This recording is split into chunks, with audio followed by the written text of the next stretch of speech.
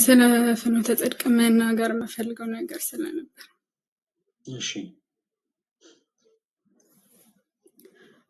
እኔ ማለት የአቶ ጸጋዬ ድርጅት ውስጥ ሰርቻለሁ። ኦዲተር በሚባል የስራ መደብ ሰርቻለሁ እና ማለት ድርጅቱ ማለት ይሄ ሱፐር የሚባለው ወይም ሮዳስ የሚባለው ማለት ነው።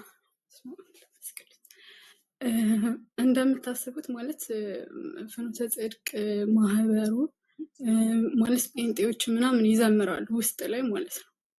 እና ምንድነው የታዘብኩት ነገር በምሰራበት ጊዜ ማለት ብዙ ነገር አይቻለሁ፣ ብዙ ነገር ማለት ነው። እና አንድ ቤዛዊት የምትባል ጴንጤ ልጅ ነበረች እዛ ድርጅት ውስጥ ነው ፍኖተ ጽድቅ ውስጥ እንዲዘምሩ እንደሚገደዱ ማለት አስገድዶ አቶ ጸጋዬ እንዲዘምሩ እንደሚያደርጋቸው፣ አንዘምርም ሲሉ ደግሞ የገንዘብ ቅጣት ከደሞዛቸው ላይ በፐርሰንት እንደሚቆረጥ እና ደግሞ እሷ የነገረችኝ ነገር ደግሞ ማለት የደረሰባትን የነገረችኝ መዘመር እንደማትፈልግ ስትናገር የአንድ ወር ደሞዟ ተቆርጦ አልቅሳ ለምና ስራዋን እንድትቀጥል እንዳደረጋት ነግራኛለች ማለት ነው። ነው ማለት ይቅርታ ግን ማውራት አልችልም። እኔ በጣም እንትን እያልኩ ነው የማወራው።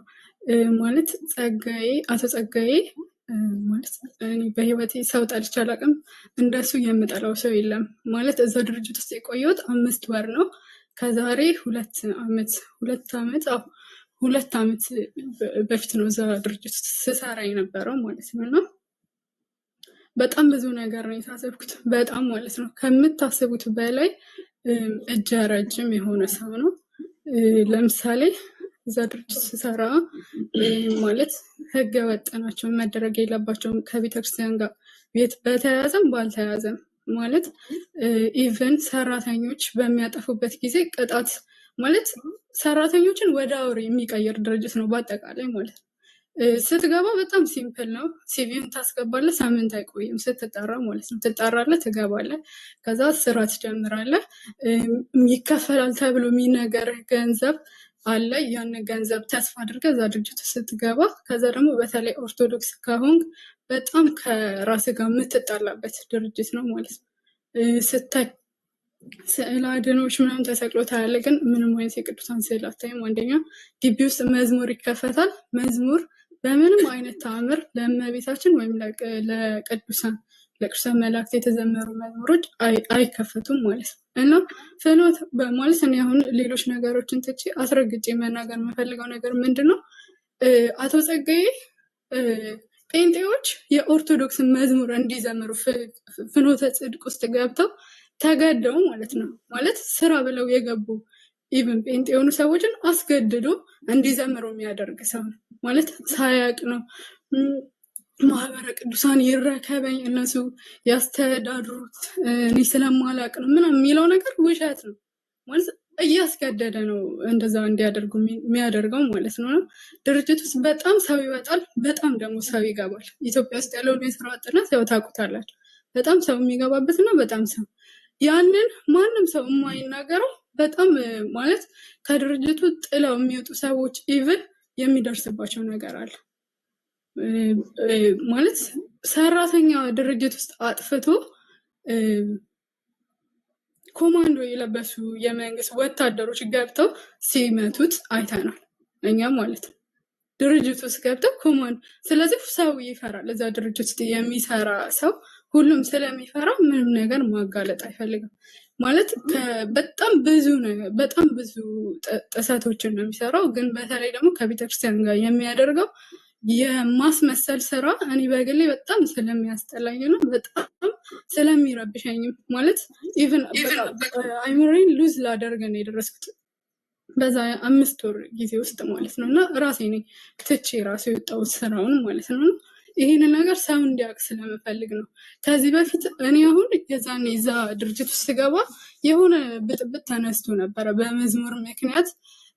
ፍኖተ ጽድቅ እንደዚህ እያደረገ ነው፣ ዘፈን የሚመስል መዝሙር እየተለቀቀ ነው ተብሎ ከዛ ተመልሶ ደግሞ እነ መምህር ጳውሎስ በጣም ኢቨን የሚከታተል ነበር ይሄንን ነገር ማለት ነው እንደ አንድ ክርስቲያንና እነ መምህር ጳውሎስ ምናምን ደግሞ ዩቲዩብ ላይ ቪዲዮ ተለቀቀ፣ እንደዚህ ነው እና ማህበረ ቅዱሳን እንትን እንዲል አድርጓል፣ ይቅርታ ጠይቋል ምናምን ተብሎ ተረጋግተሽ አውሪ ብትሉ ይቅርታ እኔ እንደዚህ ነው የማወራው እንትን ስሆን ማለት ነው ቴንሽን ለዛ ነው። እና እኔም እንደዛ ብዬ ነበር የገባሁት ማለት ነው። ማለት እንትን ነው ድርጅቱ በቃ ስለዚህ ሚስቴክ ነው ይቅርታ ጠይቋል፣ ስለዚህ ከሃይማኖቴም ጋር ምንም የሚያጻርረው ነገር የለም ብዬ ውስጤ ስላመነ ነበር እዛ ድርጅት ውስጥ የገባሁት ማለት ነው። ነገር ግን በጣም በፍጹም ስህተት የሆነ ነገር ነው ያየሁት ከገባው በኋላ። ቅድም የነገርኳችሁ እዛ ድርጅት ውስጥ የምትሰራ ጴንጤ የሆነች ልጅ አስገድዶ ከዛ ደግሞ በጣም ፍኖተ ጽድቅ ውስጥ የሚገቡ ዘማሪዎች ማለት ፍኖተ ጽድቅ ማህበር ነው ድርጅቱ፣ ሌሎች ስራዎች አሉት፣ ቀለምና ታንከር ነው የሚያመርተው። ከዛ ውስጥ ደግሞ ፍኖተ ጽድቅ ደግሞ ራሱን የቻለ የራሱ ፕሮጀክት ነው ማለት ነው። እና ይገደዳሉ። ከዛ ደግሞ በጣም ከፍተኛ ክፍያ ያለው ፍኖተ ጽድቅ ውስጥ የሚዘምሩ ዘማሪዎች በጣም ከፍተኛ ክፍያ ነው የሚከፈላቸው ማለት። ስለዚህ ምን ያደረግ እኔ የማስበው ምንድነው አቶ ጸጋዬ እያደረገ ያለው እዚህ ጋር ምንድነው የሚያለቅስበት ድርጅት ነው የሚያለቅስበት።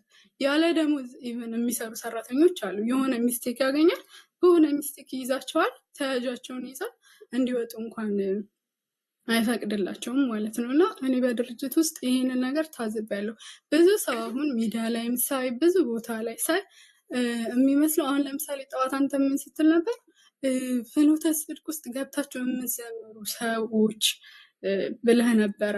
ወይ ተገደው ነው ጴንጤዎች ሆነው የሚዘምሩት፣ ወይ ተገደው ነው ኦርቶዶክስ ሆነው ደግሞ የሚዘምሩት ከፍተኛ የሆነ ገንዘብ ስላለው እያወቁት ውስጣቸው እያወቀ ለገንዘቡ ሲሉ ወይም ደግሞ የቤተክርስቲያናቸውን እውቀት ደግሞ በደንብ የማያውቁ ሲሆኑ ያደርጋሉ ያንን ነገር ማለት ነው። እና እኔ በግሌ እኔ ዘምሬ አልተባልኩም። እኔ በገባው ሰዓት ቆሞ ነበር። ሌላው ደግሞ የታዘብኩት ነገር ምንድነው ይሄ አርብ የሚያደርገው ጉባኤ ሰራተኛ ተገዶ እንደሚሄድ አውቃለሁ። ማለት ይህ ሰፊ አዳራሽ ውስጥ ተደርጎ ኢቭን ትልልቅ ዘማሪያን ተጋብዘው በሚዘምሩበት መድረክ ላይ የሚደረገው ነገር ማለት እዛ ውስጥ የምታያቸው ታዳሚዎች ፈልገው አይደለም የሚገቡት ማለት ነው። የሆነ ቀን እንዲህ ተቀምጠን እየሰራን እኔ ኦዲተር ላይ የሚባል ኦዲተር ለማለት ይከብደኛል። እርስ በርስ የመበላላት ስራ በለው ማለት የሆነ ደረጃ አለ። የኔ ኦዲተርነት ስራዬ ምንድነው? ከሌላ ሰው ላይ ስህተት መፈለግ ነው።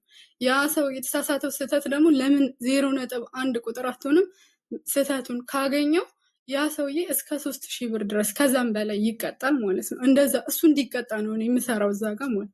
ሌላ ደግሞ እኔ ያንን ስህተት አልፌው ደግሞ ከእኔ አልፎ ደግሞ ሌላ ሰው ያንን ስህተት እኔ ላይ ቢያገኘው እኔን እንዳይቀጣኝ ከዛ ደግሞ ያንን ሰውን በገንዘብ ሰውን መቅጣት ማስለቀስ ደስታ እንዲሰጥህ የሚያደርግ ድርጅት ነው ማለት ነው። ያ ድርጅት ነው። እዛ ውስጥ ቁጭ ብዬ ምን ሰማሁኝ፣ አንዷ ማለት ፖዚሽን ላይ ከኛ ከፍ ያለች ናት። ኧረ አርብ መሄድ ድጋሚ ሊጀመር ነው ምናምን ብላ ስትጨናነቅ አየሁኝ። ያ ምን ያመጣል እነሱ ላይ ማለት ካልሄዱ የሚያመጣው ነገር እንዳለ ተረዳውኝ እኔ ማለት ነው። እና ድርጅት ውስጥ በጣም ብዙ ሰው ሰርቷል። ብዙ ሰው ያውቃል ይሄንን ነገር ድርጅት ውስጥ የማይነገሩት ስለሚፈሩ ነው። እኔም አሁን ማለት ብዙ ኢንፎርሜሽን እዚህ ላይ ስለሌለ ነው። ብዙ ጊዜ አስባለሁ ወይ ፌስቡክ ላይ ይሄንን ነገር ልናገር ወይ በራሴ ቪዲዮ ልስራ እያልኩኝ በጣም ብዙ ጊዜ አስብ ነበር። ጠዋት አንተ እንትን ስትል መናገር አለብኝ ብዬ ነው ይሄንን ነገር የገባሁት እና በጣም አመሰግናለሁ። የምጠይቀኝ ነገር ካለ መልሳለሁ። ቴንኪው በጣም ስላዳመጥከኝ። በጣም ነው የማመሰግነው ሞኒካ፣ እግዚአብሔር ያክብርልኝ። ያው በማህበር ውስጥ ልክ እነዚህ አይነት ዊርድ የሆኑ አንዳንድ እንዲህ ከውጭ ሆነን ለምንሰማው ሰዎች ራሱ ትንሽ ግራ የሚያጋቡን ነገሮች እንዳሉ እናውቃለን። ምናልባት ከዚህ ቀደም የነበረውን ሁኔታ ለማስታወስ ያክል ተወዳጆች ፍኖተ ጽድቅ ተቃውሞ የሚደርስበት ከመሳሪያ የመዝሙር መሳሪያዎች ጋር ተያይዞ ብቻ ነበረ።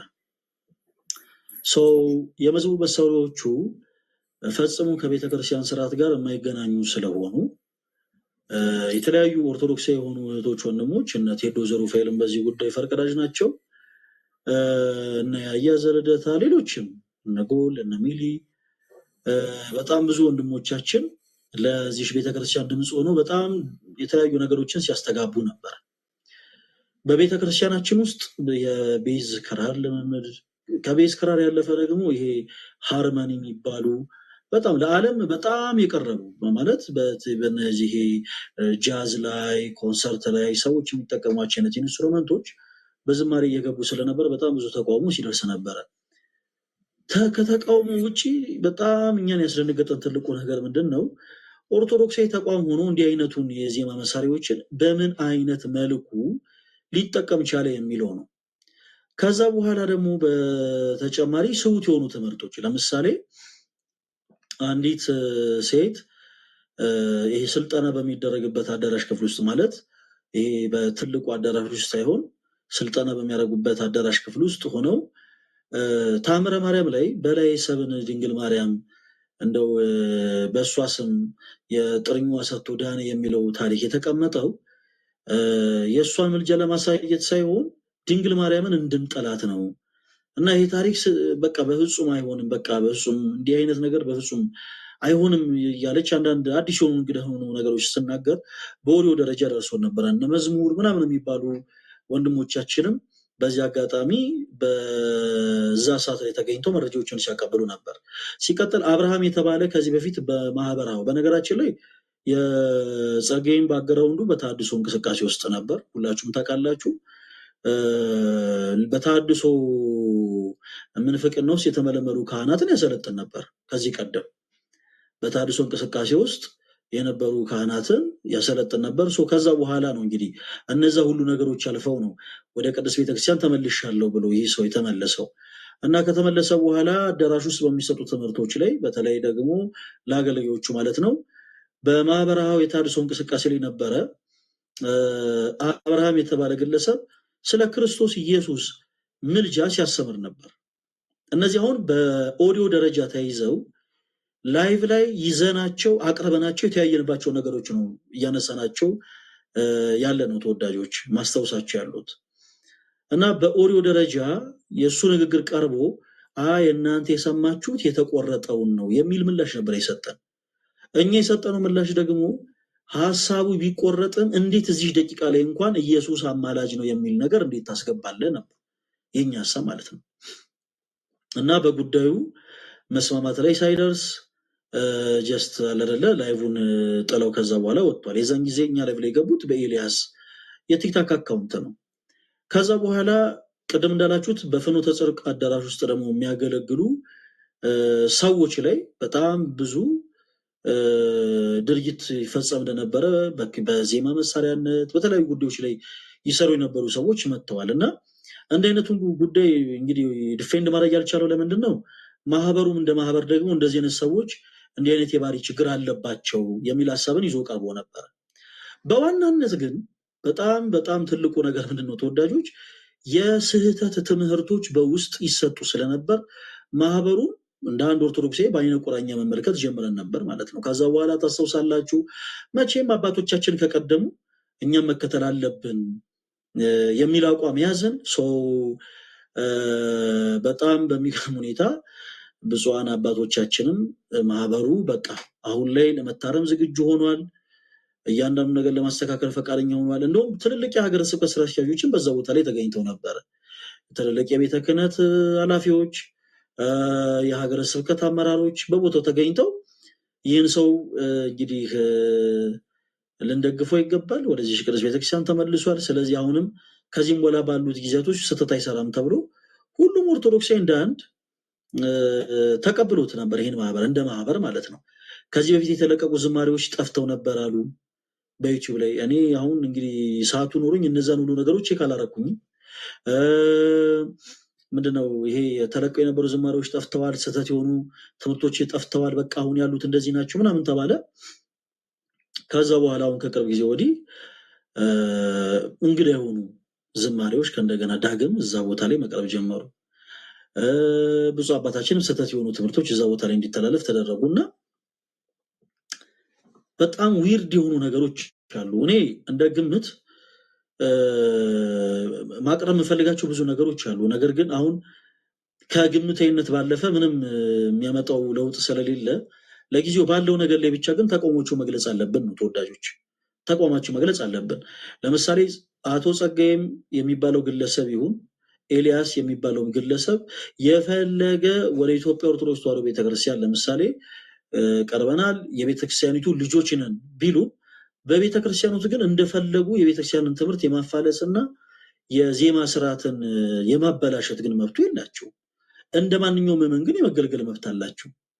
ለምሳሌ ጸጋዬ እኔ ከዚህ በፊት በሌላ እንቅስቃሴ ላይ ነበር፣ አሁን ግን እግዚአብሔር ይመስገን ወደዚህ ቅዱስ ቤተክርስቲያን ተመልሻለሁ ካለ ከተመለሰ ሰየው። ነገር ግን የቤተክርስቲያንን ትምህርት ማፋለስ አይችልም። የዝማሬ ስርዓቶቻችንን ከያሬዳዊ ዜማ ወደ ኒክሽኒካ መቀየር አይችልም ነው። እንደ ማንኛውም ምዕመን ግን መገልገል ይችላል። ኤልያስም ልክ እንደዛው ለምሳሌ ይህች ቤተክርስቲያን ልጅ ነው፣ በአንድ ደብር ተቀጥሮ ያገለግላል፣ ስብከተ ወንጌል ሊሆን ይችላል። ግን እንደፈለገ ሱት የሆኑ ሀሳቦችን በአጠቃላይ ማስተላለፍ ይችላል ማለት አይደለም። የቤተክርስቲያን ስርዓት እንዲጣደስ እንደፈለገ ማድረግ ይችላል ማለት አይደለም። ሰው አሁን ትልቁ መፍትሄ ምንድነው ተወዳጆች? እንዲህ አይነት ችግር ያለበት ያልጠራ ድምፅ ገባ፣ እንዲህ አይነት ችግር ያለበት ያልጠራ ማህበር ይሄ ምንድነው? ይሄ ቤት ወጥቶ ይሄ ቤት ገብቶ እያለን ጊዜ ማባከን የለብንም። ስለዚህ ይዘን የመጣነው መፍትሄ ትልቁ መፍትሄ ምንድነው? ማህበሩ እንደ ማህበር እንዳይቀጥል። መቼም የሚሰሩትን ስራ እንግዲህ ግዱ ምናምን አይባልም መቼም ተወዳጆች። እንደ ማህበር ግን እንደ ማህበር እየተሰራ ያለው ስራ ስለሆነ ቤተክርስቲያን ትልቅ ጥፋት እያመጣ ያለው እንደ ማህበር እየተሰራ ያለውን ስራ እንዲቋረጥ እኛ ኦርቶዶክሲያን ሁላችንም ፊርማ እናሰባስባለን። እንግዲህ የዚህ ችታችን መልእክት ሰምታችኋል። ከዚህ በፊት እየገቡ በዚህ ማህበር ዙሪያ የተለያዩ ሀሳቦች ሲናገሩ የነበሩ ሰዎች ያቀረቧቸውን ሀሳቦች ሰምታችኋል ተወዳጆች። ስለዚህ በቻልነው አቅም ፊርማዎችን እናሰባስባለን። ሁላችንም ኦርቶዶክሳውያን ፊርማዎችን አሰባስበን ማህበሩ ያው እግር ተጥሎበት የቤተክርስቲያን አገልግሎቶች በአዳራሽ እንዳያቀርብ ተደርጎ እንደ ማንኛውም ኦርቶዶክሳዊ ጉባኤዎቹ በአጠቃላይ ወደ አውደ ምሕረት እንዲቀርቡ ተደርጎ ጤናማ የሆነ አገልግሎት እንዲሰጥ የበኩላችን ድርሻ እንወጣለን ማለት ነው። ለዚህም ደግሞ ኦርቶዶክሳውያን ሁላችሁ በትግራይ ክልል፣ በአማራ ክልል፣ በኦሮሚያ ክልል፣ በወላይታ፣ በአርባ ምንጭ፣ በሃላባ፣ በሱማሌ፣ በአፋር፣ በቤኒሻንጉል፣ በጋምቤላ፣ በጉራጌ፣ በወራቤ በሁሉም ቦታዎች ላይ ያላችሁ ኦርቶዶክሳዊ ወንድሞቻችን በሐዋሳም ጭምር የሁላችሁም ርብርብ ይጠይቃል። በውጭም ጭምር ያላችሁ ማለት ነው።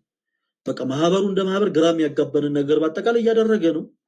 ከዚህ በኋላ በቤተክርስቲያን ስርዓት ላይ ማልገጥ አይችሉም። ማንም ሰው በቤተክርስቲያን ስርዓት ላይ ማንም ሰው ማልገጥ አይችልም። ማህበሩ እንደ ማህበር ጥፋት እያጠፋ ነው። ስለዚህ ከዚህም በኋላ እንደ ማህበር እንዲቀጥል ስለማንፈልግ ፊርማ እናሰባስባለን።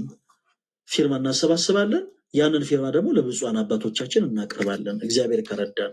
ስለዚህ ኦርቶዶክሳውያን ይህንን በማድረግ እንድታገዙ በልዑል እግዚአብሔር ስም እጠይቃለሁ።